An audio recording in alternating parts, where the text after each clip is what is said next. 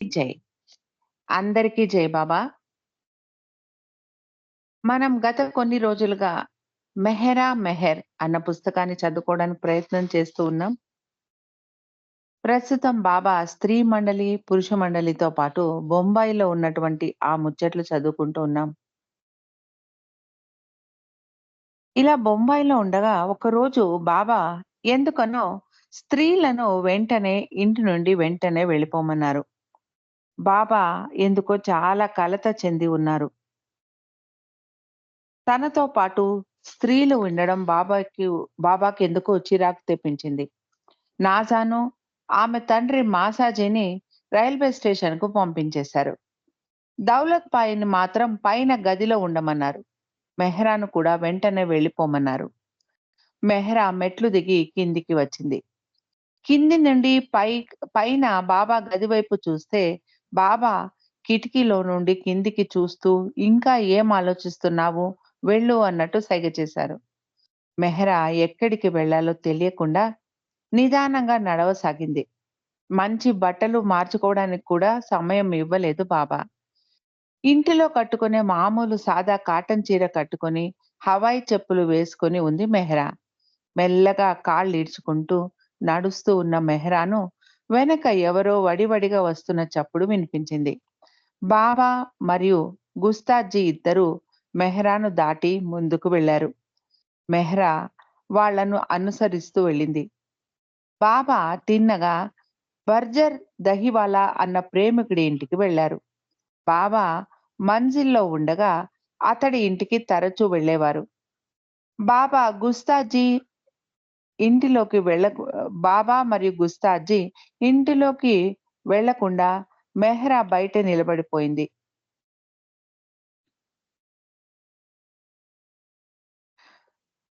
బాబా మరియు గుస్తాజీ వాళ్ళ ఆ బర్జర్ దహివాలా ఇంటిలోకి వెళ్ళగానే మెహ్రా బయటే నిలబడిపోయింది. గుస్తాజీ బాబాకు మెహ్రా బయట ఉన్న విషయం తెలిపాడు. గుస్తాజీతో మెహ్రాను తిరిగి బరూచా మ్యాన్షన్‌కు వెళ్ళాలని చెప్పమన్నారు బాబా. మెహ్రా సంతోషంగా వెనుదిరిగి ఇంటికెళ్ళిపోయింది. తర్వాత బాబా చాలా సంతోషంగా, ఉత్సాహంగా కనిపించారు. నాసాను కూడా రైల్వే స్టేషన్ నుండి వెనక్కి పిలిపించేశారు. బాబా వెళ్ళిపోమనడంతో బాబాను వదిలి వెళ్ళడానికి ఇష్టం లేకపోయినప్పటికీ బాబాకు విధేయత చూపాలి కాబట్టి మెహ్రా బయటికి వెళ్ళింది. అలా బాబా ఇచ్చిన మరొక పరీక్షను అధిగమించింది మెహ్రా. బరూచా బిల్డింగ్‌లో ఉండగా బాబా స్త్రీలను పూణేలోని తన తల్లిదండ్రుల ఇంటికి తీసుకెళ్లారు. బాబా తన 6 సంవత్సరాల చెల్లెలు మణికి ఒక బొమ్మ కొని తెచ్చారు. దాన్ని మెహ్రాకి ఇస్తూ, "ఈ బొమ్మను జాగ్రత్తగా పెట్టుకో. పూణేకు వెళ్ళిన తర్వాత మణికి ఇవ్వాలి. మర్చిపోవద్దు" అన్నారు బాబా. మణికి తనతో మంచి అనుబంధం ఏర్పడాలని బాబా ఇలా చేశారేమో అంటారు మెహ్రా.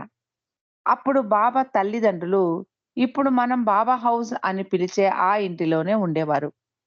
స్త్రీలను ఒకవైపు, పురుషులను మరొక వైపు కూర్చోమన్నారు బాబా. మణికి, మెహ్రాను మొదటిసారిగా అప్పుడప్పుడే చూసినట్టు జ్ఞాపకం. మెహ్రా కురులు ఎంతో అందంగా, నల్లగా, పొడుగ్గా ఉండేవి.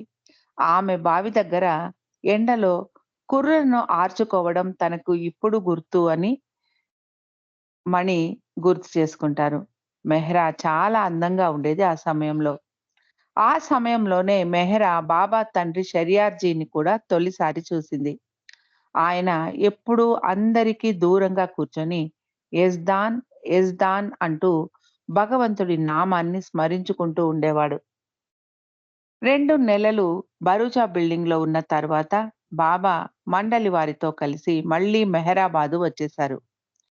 కొన్ని రోజుల తర్వాత బాబా దౌలత్ మాయిని, మెహ్రాను, నాజాను వజీఫ్దార్‌తో సకోరి పంపించారు.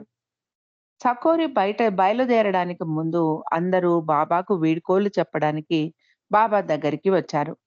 బాబా జాగ్రత్తగా మీ ఆరోగ్యాన్ని బాగా చూసుకోండి అంటూ దౌలత్ మాయికి ఆలింగనం ఇచ్చారు. తర్వాత నాజా వైపు చూస్తూ, నాజా నువ్వు నా పినతల్లి కూతురివి కాబట్టి నీకు కూడా ఆలింగనం ఇస్తున్నాను. మరెవ్వరికీ ఇవ్వను అన్నారు. నాజా చాలా సంతోషంగా బాబా వైపు వెళ్లి బాబాకు ఆలింగనమిచ్చింది. మెహరాకు తల తీసేసినట్టయింది. ఇక మిగిలింది తాను మాత్రమే. తనకు బాబా ఆలింగనం ఇవ్వకుండా ఒక పరాయిదాన్ని చూసినట్టు వేరుగా చూడడం ఆమెకు చాలా బాధను కలిగించింది. నాకు ఆలింగన భాగ్యం ఇవ్వండి బాబా అని అడిగితే బాబాకు నచ్చకపోవచ్చు అనుకుంటూ మనస్సులోనే బాధపడసాగింది మెహ్రా. సకోరికి వచ్చాక మహారాజ్ మెహ్రాను ఇప్పుడు ఎక్కడుంటున్నావు అని అడిగారు. మెహర్ బాబా దగ్గర అని మెహ్రా బదులిచ్చింది. దుర్గాబాయికి మెహ్రా అంటే చాలా ప్రేమ. ఆమె మెహ్రాను సకోరిలోనే ఉండిపొమ్మంది. కొన్ని రోజుల తర్వాత బాబా మాసాజీ ద్వారా మెహ్రాకు ఒక వార్త పంపించారు. నీకు సకోరిలోనే ఉండాలే అని అనిపిస్తే నీవు అక్కడే ఉండిపోవచ్చు. కానీ నీవు వెనక్కి వస్తే నేను చాలా సంతోషిస్తాను అని రాసి పంపించారు బాబా. మెహ్రాకు వెనక్కి వచ్చేయాలనే ఉంది కాబట్టి అందరూ మెహరాబాదు ప్రయాణమయ్యారు. ఇది విన్న మహారాజ్, ఏంటి ఆ కుర్రవాడు మేర్వాన్ ఆధ్యాత్మిక గురువయ్యాడా? మీరు అతడిని అనుసరించి గోతిలో పడడానికి సిద్ధమంటే ఎవరు ఆపగలరు? వెంటనే వెళ్ళండి అన్నాడు మహారాజ్. ఇది మెహ్రాకు మరొక పరీక్ష. మళ్ళీ వెంటనే మహారాజ్ ముగ్గురు స్త్రీలను పిలిచి చాలా ప్రేమగా, మీరు మెహరాబాదు వెళ్ళండి. మేర్వాన్ చెప్పినట్టే నడుచుకోండి. మేర్వాన్ నావాడు. నేను అతడికి చెందినవాడిని.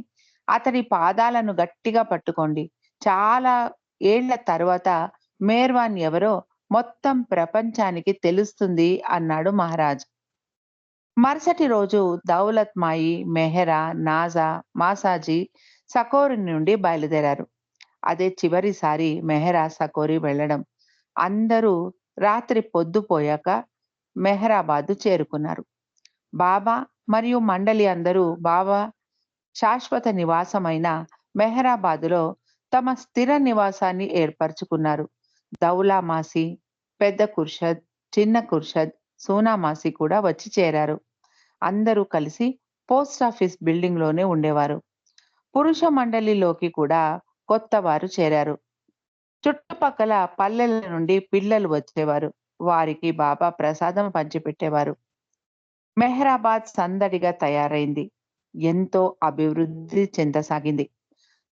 1925 ఫిబ్రవరి 18వ తారీఖు బుధవారం బాబా యొక్క 31వ జన్మదినం వచ్చింది.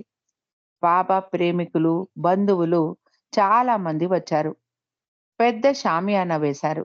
అందరికీ టీ మరియు బజ్జీలు ఇచ్చారు. రవ్వ కేసరి కూడా వడ్డించారు.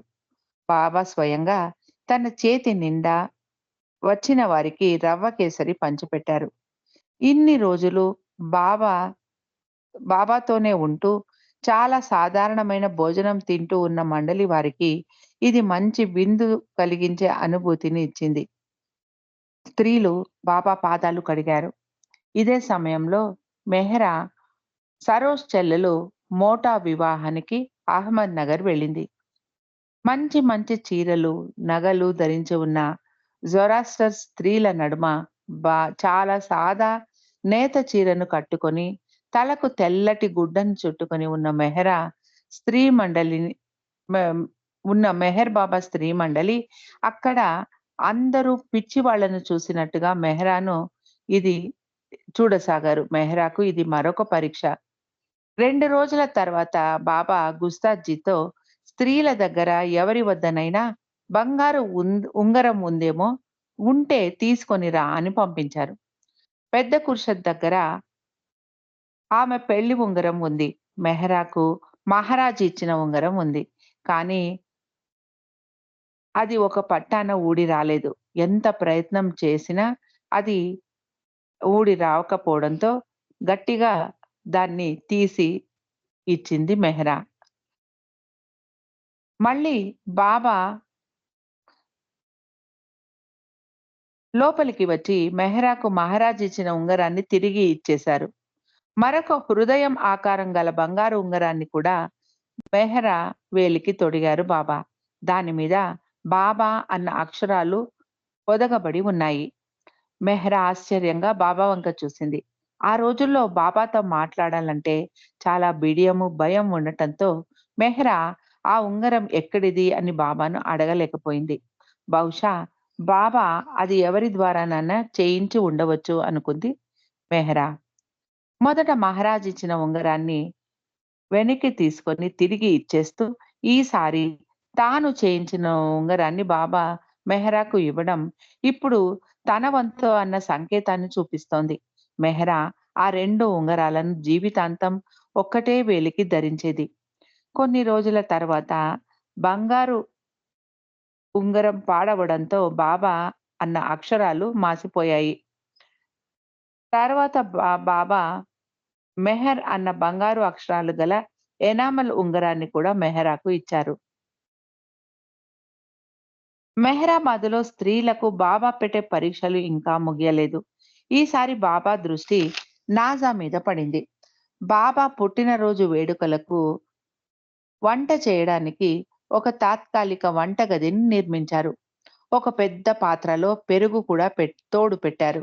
ఒక కుక్క వచ్చి ఆ పాత్రపై ఉన్న మూతను పక్కకి తోసి పెరుగులో మూతి పెట్టింది. ఇది చూసిన కాల ఇది చూసిన దౌలమాసి పక్కనే వెలుగుతూ ఉన్న పొయ్యి నుండి మండుతూ ఉన్న కట్టెను తీసి కుక్కను తరిమేసింది. ఇదంతా గమనిస్తూ ఉన్న నాజా కుక్క వెనుక పరుగెడుతూ ఉన్న దౌలామాసిని చూసి నవ్వు ఆపుకోలేకపోయింది. నాజా గట్టిగా నవ్వసాగింది. బాబా అక్కడ వరండాలో కూర్చొని పుట్టినరోజుకు వచ్చిన అతిథులు, మండలి వారితో మాట్లాడుతూ ఉన్నారు. అక్కడే ఏదో పని చేసుకుంటూ ఉన్న నాజా ఇదంతా ఇందాక దౌలామాసి కుక్కను తరుముతున్న విషయం గుర్తు చేసుకుంటూ తనలో తానే మళ్ళీ మళ్ళీ నవ్వుకోసాగింది. బాబా ఇది గమనించి నాజాను పిలిచి లేచి గట్టిగా ఆమె చెంప మీద కొట్టారు. ఇక్కడున్న పురుషులను చూసి నవ్వుతున్నావా? అని కోపంగా అంటూ, నాకు ఆడవారు పరాయి మగవారి ముందు అలా నవ్వడం నచ్చదు అన్నారు బాబా. అయితే బాబా ఇలా నాజాను దండించడానికి ఇది ఒక్కటే కారణం కాదు. అసలేమైందంటే బాబా పుట్టినరోజుకు బొంబాయి నుండి వచ్చిన స్త్రీలు బాబా ముందు కూర్చొని బాబా మీద ధ్యాస పెట్టకుండా తమలో తామే నవ్వుకుంటూ, గుసగుసలాడుకుంటూ, మాట్లాడుకుంటూ ఉన్నారు. ఇది గమనించిన బాబాకు చాలా కోపం వచ్చింది. వాళ్ళకి తన తప్పును అర్థమయ్యేలాగా గుణపాఠం నేర్పాలని అనుకున్నారు. నాసా అందుకు బలి పశువైంది. చాలా సార్లు బాబా ఆమెను అడ్డుపెట్టుకొని ఇతరులకు వారి తప్పులను తెలియచెప్పేవారు. అందరూ నిశ్శబ్దంగా చూస్తూ ఉన్నారు. బాబా ఇంకా ఇలా అన్నారు. నాకు మగవారు, ఆడవారు అలా స్ స్ ఆహ్, ఆహ్, మగవారు, ఆడవారు అలా నా సమక్షంలో నవ్వుకుంటూ ఉండడం నచ్చదు. బయట ఏదైనా చేయండి. నాకు సంబంధం లేదు. నా ముందు మాత్రం నా ఇష్ట ప్రకారం నడుచుకోవాలి అన్నారు బాబా. నాసా చాలా కలవరపాటుకు గురైంది. అందరి ముందు అలా అవమానపడడంతో లోపలికి వెళ్లి హృదయ విదాయకంగా రోదించసాగింది నాజా. బాబా వరండాలో ఉన్న అందరినీ పంపించి నాజాను లోపలి నుండి బయటికి రమ్మని పిలిచారు. ఆది సీనియర్ బాబా కాళ్ళు ఒత్తుతూ ఉన్నాడు.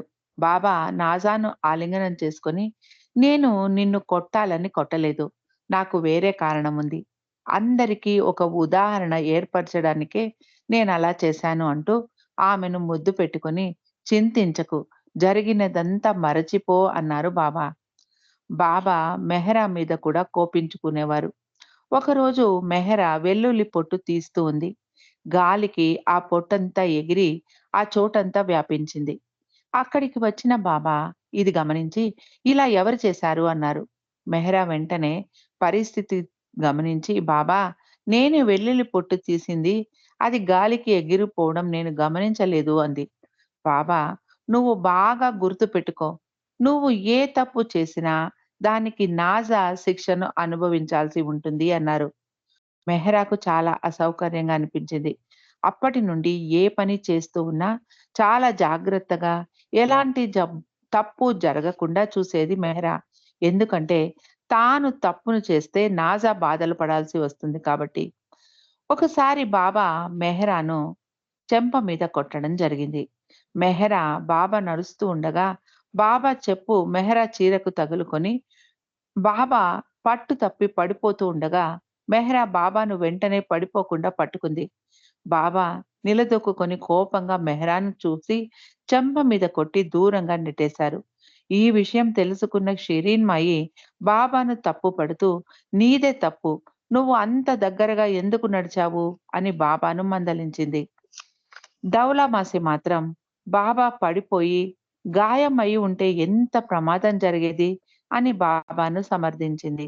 మళ్ళీ ఎప్పుడూ బాబా మెహరాను కొట్టలేదు. అప్పుడు బాబా కొట్టిన దెబ్బ చాలా నొప్పిని మరియు బాధను కలిగించింది. కానీ నాకు ఎంతో విలువగల రామప్రసాదం దొరికింది అంటారు మెహ్రా.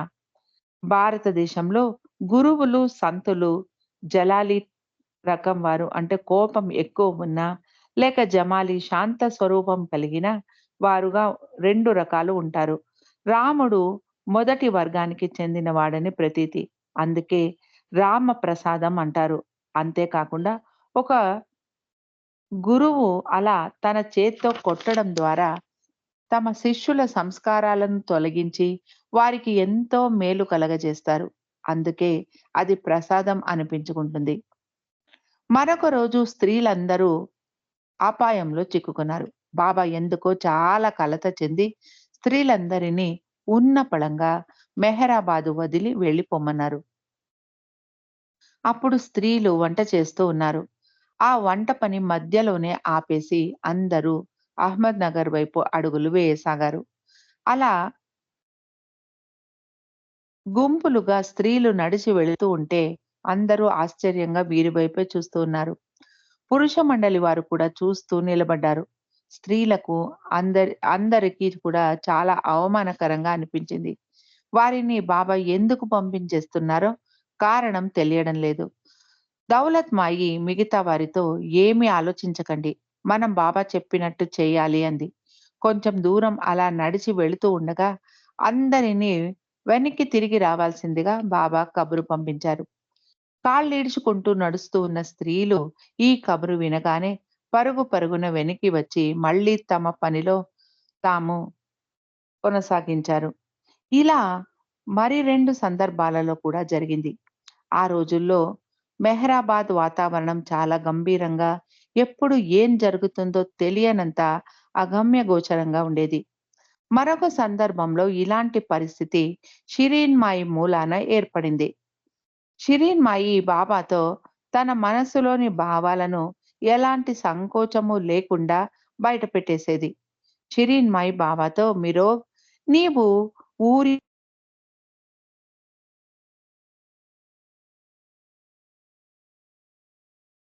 ఇలా ఆశ్రమం నిర్వహించడం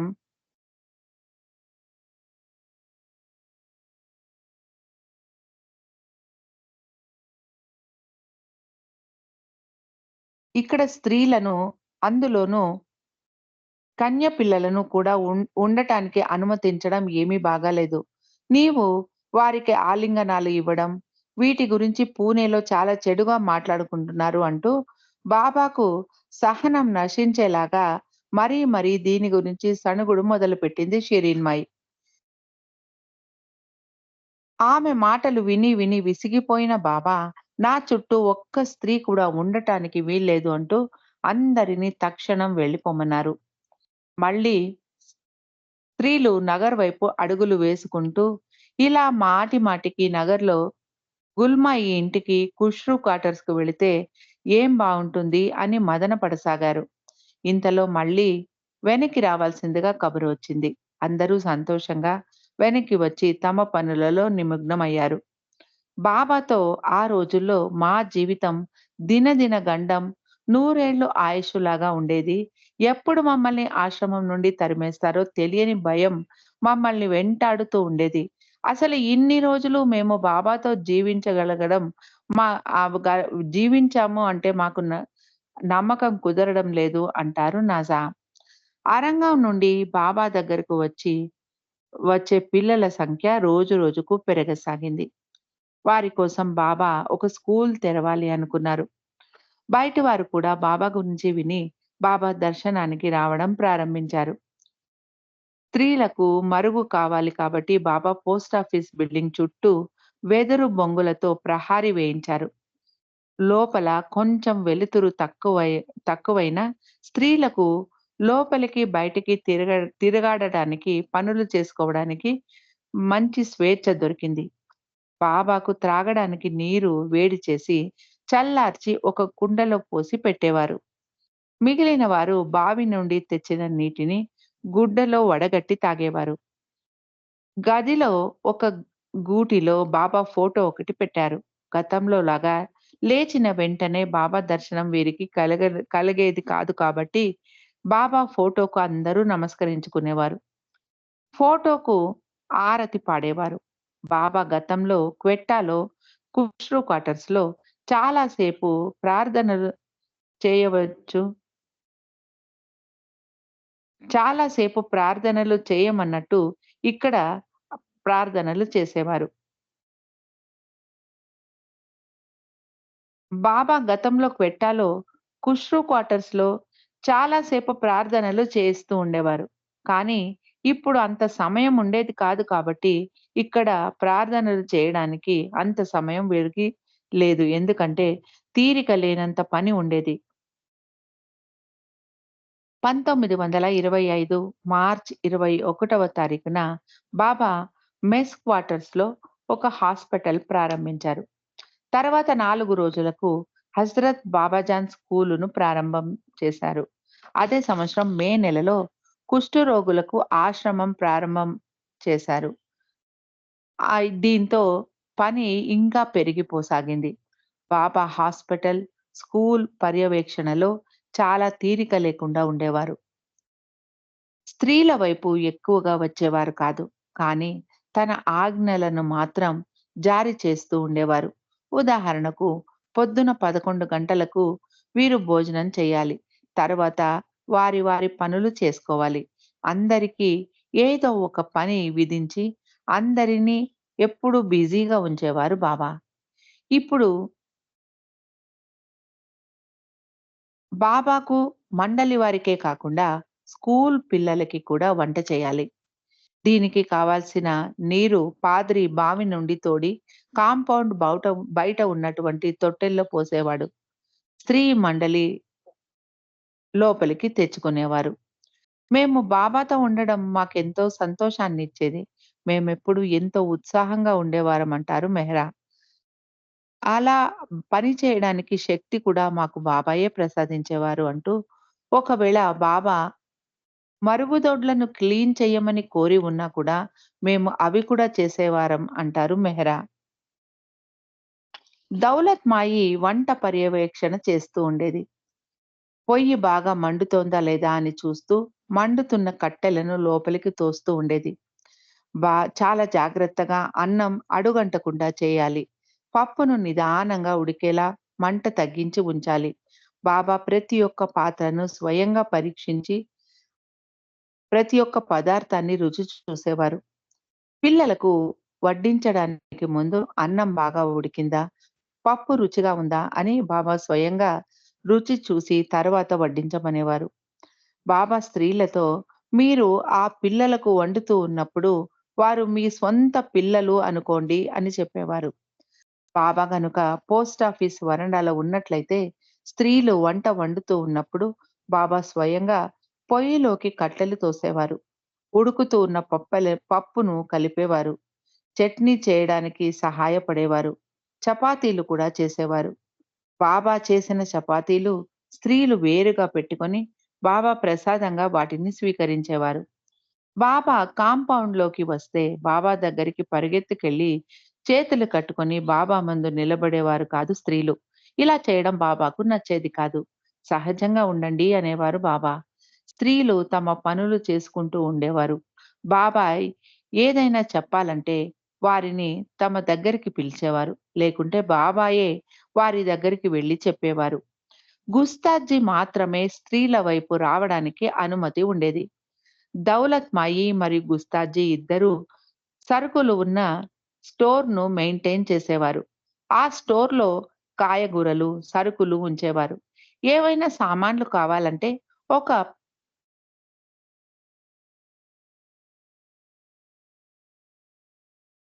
ఒక పట్టీ రాసి బజార్‌కు వెళ్ళేవారు ఉంటే వారికి ఇచ్చి తెప్పించుకోవాలి.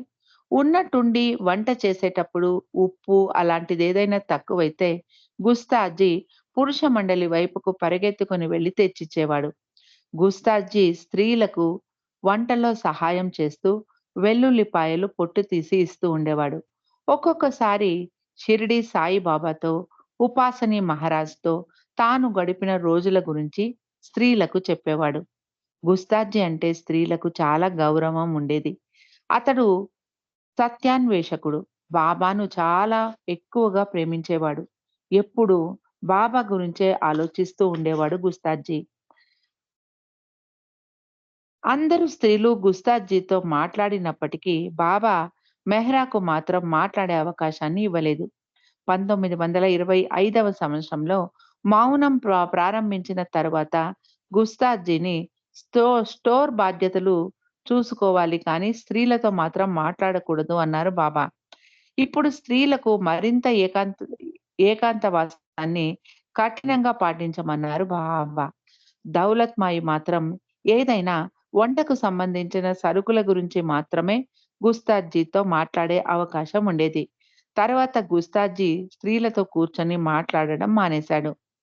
మెహ్రా మెహ్రా బుగ్గలు గుండ్రంగా ఉండటంతో మొహం కూడా గుండ్రంగా, ఆరోగ్యంగా కనిపించేది.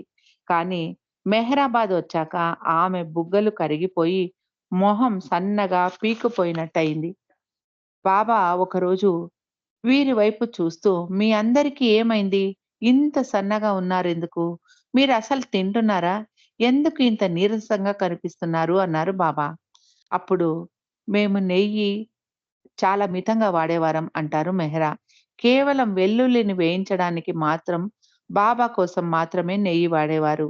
ఇది మినహాయిస్తే నూనె గాని, నెయ్యి గాని మేము వాడేవారం కాదు.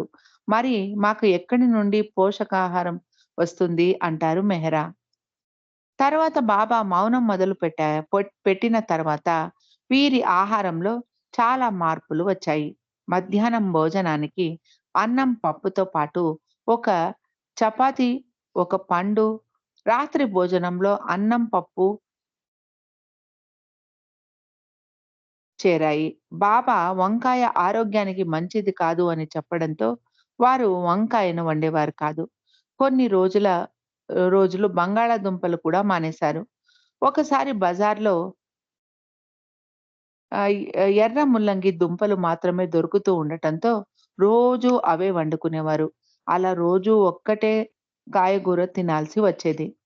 ఒక సద్గురువుకు సేవ చేస్తూ, ఆయనతోనే జీవించాలనే తపన మాకు ఎక్కువగా ఉండటంతో, ఇలాంటి చిన్న విషయాలు మాకు ప్రాముఖ్యతను కలిగించేవి కాదు అంటారు మెహ్రా. ఆరంగావ్‌కు చెందిన 27 సంవత్సరాల వలు పవార్ కూడా తన సర్వస్వాన్ని బాబాకు అర్పించుకున్న మహిళ. మెహ్రా మొట్టమొదటిసారి వలును చూసినప్పుడు ఆమె ఒంటి నిండా బంగారు నగలు వేసుకొని ఉంది. గతంలో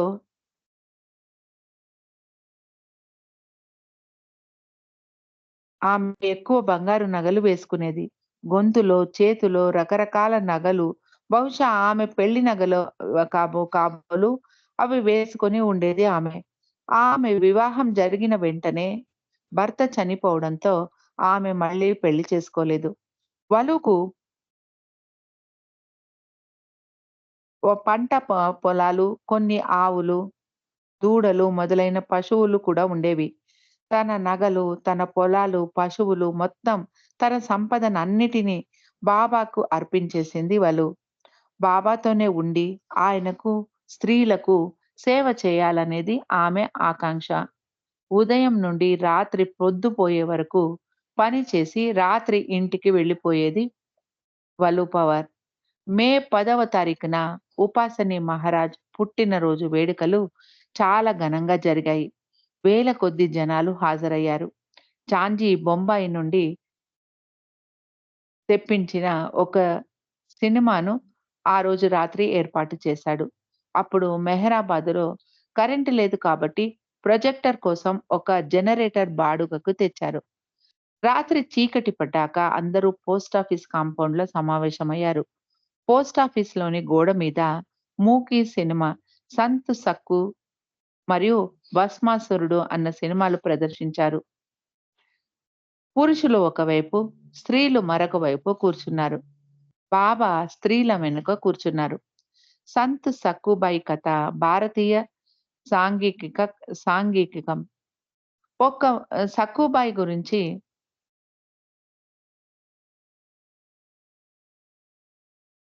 కథ ఇలా సాగింది. దుర్మార్గుడైన సక్కుబాయి భర్త మరియు ఆమె అత్త చేతిలో ఆమె నానా కష్టాలు పడుతుంది. ఆమె కృష్ణ భక్తురాలు. ఒకరోజు ఆమె కృష్ణుడికి సంబంధించిన ఒక వేడుకకు వెళ్ళాలి అనుకుంటే అత్త మరియు భర్త అనుమతించరు. అయినా ఆమె తన ప్రేమను, తపనను ఆపుకోలేక ఇంట్లో చెప్పకుండా వెళ్ళిపోయింది. కృష్ణుడు మారువేషంలో సక్కుబాయిలాగా వచ్చి ఇంటిలోని పనులను తానే చేసి ముగించాడు. ఇంటికి తిరిగి వచ్చిన సక్కుబాయికి విషయం తెలిసింది. ఆ చమత్కారాన్ని అందరూ తెలుసుకున్నారు. సక్కుబాయి ఒక సంతుస్థితికి చేరిపోయింది. ఈ సినిమాలో సక్కుబాయి పాత్రను ఒక ఇటాలియన్ నటి పోషించింది. ఆ సినిమా మెహ్రా, నాజా, ఖుర్షిద్‌లకు చాలా నచ్చింది. ఇంటర్వెల్‌లో వారు సక్కుబాయి యొక్క ప్రేమ ఎంత ఉన్నతమైనది, ఆమెకు కృష్ణుడి మీద ఎంత ఆరాధన ఉండేది అని మాట్లాడుకోసాగారు. సక్కుబాయి జీవించిన సమయంలో కృష్ణుడు శరీరధారి అయి లేడు. అయినా ఆమెకు కృష్ణుడి మీద ఎంతో ప్రేమ ఉండేది. కానీ మనకు ఆ భగవంతుడు బాబా మన మధ్యనే ఉండటం, మనం ఆయన్ను ప్రేమించగలగడం మన అదృష్టం అనుకున్నారు వారు ముగ్గురు. ఈ ఆలోచన రాగానే కురుషద్ వెనక్కి తిరిగి సినిమా చూస్తూ ఉన్న బాబా పాదాలను తాకాలన్న తన కోరికను నిగ్రహించుకోలేక బాబా సాద్రాను మెల్లగా తాకింది. ఆ రోజుల్లో బాబా చాలా కఠినంగా ఉండేవారు. ఎవ్వరిని తనను తాకడానికి అనుమతించేవారు కాదు. చీకటిగా ఉండటంతో ఎవ్వరూ తనను గమనించరు అనుకుంటూ ఒకరి తర్వాత ఒకరు బాబా సాదరాను తాకారు. మెహ్రా వంతు రాగానే బాబా తల తిప్పి చూసి, "ఎవరు నా సాదరాను తాకుతున్నది?" అని అడిగారు. మెహ్రా నేనే అంటూ చెప్పడంతో బాబా, "నా వెనుక కూర్చున్నప్పుడు నన్ను గాని, నా సాదరాను గాని తాకడం నాకు నచ్చదు" అన్నారు బాబా కోపంగా. సినిమా పూర్తి అయిన తర్వాత ప్రేక్షకులందరూ వెళ్ళిపోయాక మళ్ళీ బాబా మెహ్రాను మందలిస్తూ, "నీకు ఇలా పురుషుల బట్టలు తాకే అలవాటు ఉందా? ఇలా ఇంక ముందు కూడా చేశావా? నిజాయితీగా చెప్పు" అంటూ నిలదీశారు. మెహ్రా చాలా గట్టిగా, "లేదు బాబా" అంది. మిగిలిన వారు, "మీ సాదరాన్ని తాకారు. అందుకే నేను కూడా తాకాను" అంది. "ఇంకెప్పుడు అలా చెయ్యకు" అన్నారు బాబా. "లేదు బాబా, చెయ్యను" అంటూ మెహ్రా బాబాకు మాట ఇచ్చింది. తర్వాత మెహ్రా దీని గురించి చెబుతూ, "అందరూ బాబా సాద్రాను తాకారు కాబట్టి, నేను మాత్రం తాకితే ఏంటి? ఎలాగూ బాబా సినిమా చూడటంతో మునిగి ఉన్నారు కాబట్టి పట్టించుకోరు అనుకున్నాను. కానీ నేను తాకగానే వెంటనే బాబా గుర్తించేశారు. నాకు చాలా భయం వేసింది. అంతమంది ముందు బాబా నిలదీసేసరికి బాబా సాద్రాను తాకాను అన్న సంతోషం అంతా హరించుకుపోయింది. చాలా సిగ్గు కూడా కలిగింది. బాబా ఇబ్బందికి గురి చేసేలాగా, కలవరపాటు కలిగించేలాగా మాట్లాడేసేవారు. కానీ బాబా మందలింపు నేను చాలా జాగ్రత్తగా, అప్రమత్తంగా వ్యవహరించాలి అన్న విషయాన్ని నాకు నేర్పించింది. అంటూ ఇంకా మెహ్రా ఇలా అంటారు. మేము బాబా దగ్గరికి వచ్చినప్పుడు ఇంకా పసితనం మాలో పోలేదు. ఎంతో మూర్ఖంగా ప్రవర్తించేవారం. బాబా మాకు ఆయనతో మేము ఎలా ప్రవర్తించాలో, ఒక గురువు దగ్గర ఎలా మసులుకోవాలో నేర్పించేవారు అంటారు మెహ్రా.